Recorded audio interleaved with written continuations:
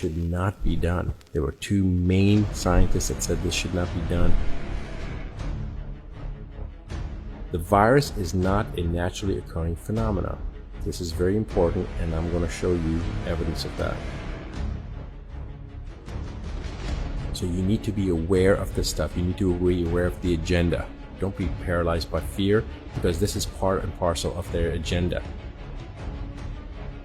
It's been labeled as a bioweapon by some people, and of course the media, says that that's conspiracy theory, but let's look at the actual configuration of what this virus, what COVID-19 is. The first thing is I want to say that this wasn't because people were eating bat soup, okay, or transferred from snakes or sloths or whatever they said. The virus is not a naturally occurring phenomenon. This is very important, and I'm going to show you evidence of that. Now, this virus was actually created at the University of North Carolina in Chapel Hill, and they published the highlights of the creation in November 2015. The list of scholars associated with this Frankenstein of a virus, you'll see, named Zheng Li Shi, who just happens to represent the key laboratory of special pathogens and biosafety, Wuhan Institute of Virology, Chinese Academy of Sciences, Wuhan, China. Now, Dr. Shi, she's a key figure here. In 2014, Dr. Shi was the recipient of a number of U.S. government grants, as well as grants from the National Basics Research Program of China, the Chinese Academy of Science, the National Natural Science Foundation of China, and from the Strategic Priority Research Program of Chinese Academy of Sciences to assist in funding research into coronaviruses. Now, this is, remember, 2015.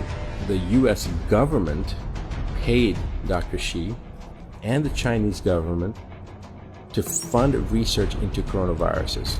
This was published in November 12, 2015, and this is actually the full article, the full research paper that was done. But what I want to do is I want to bring your attention to this March 2020 note that has been put there by the editors.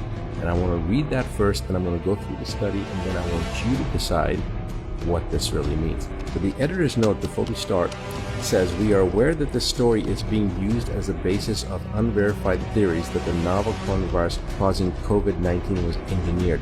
There is no evidence that this is true. Scientists believe that an animal is the most likely source of the coronavirus."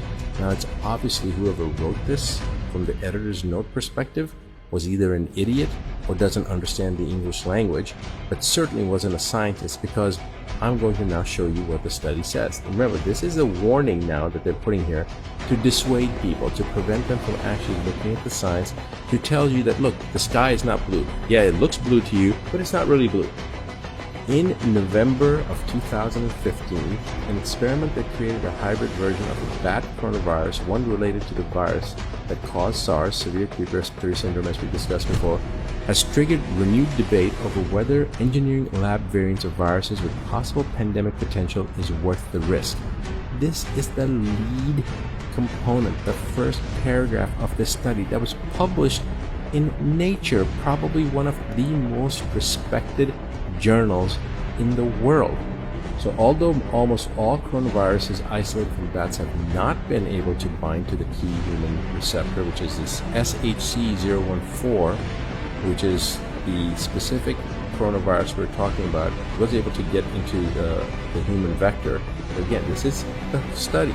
This is what you see, reading the blue, and they're saying whatever you see, it's not blue.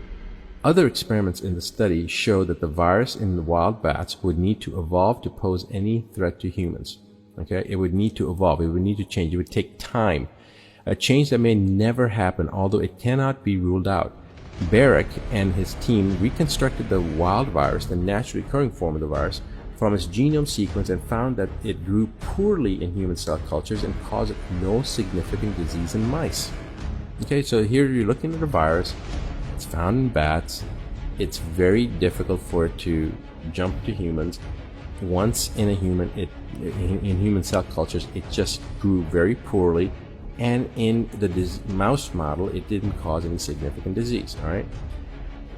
The only impact of this work is the creation in a lab of a new non-natural risk, agreed Richard Albright, a molecular biologist and biodefense expert at Rutgers University in Piscataway, New Jersey. Why would you take a bug, a virus, a bacteria, and make it more potent? right? What's the purpose of that? Well, they say it's for research purposes. But why would you do research to make something more potent? We absolutely must resist government run amok taking advantage of crisis. This is how your liberty dies. Stand up, America, and resist. Department of Justice seeks new emergency powers amid coronavirus pandemic. This is the issue. This is what we need to be afraid of. That they're going to use this false flag type of event, hype it up to take away more rights, more freedoms, and create mandatory actions that people have to do, from quarantine to even more sinister things that are coming down the pipeline. So you need to be aware of this stuff. You need to be aware of the agenda. All right? Don't be paralyzed by fear, because this is part and parcel of their agenda. The virus is a self-limiting virus. It seems to burn through. If your immune system is intact, it's not going to affect you. And if it does, it's going to be very, very transient. 24, 48 hours, most people get better.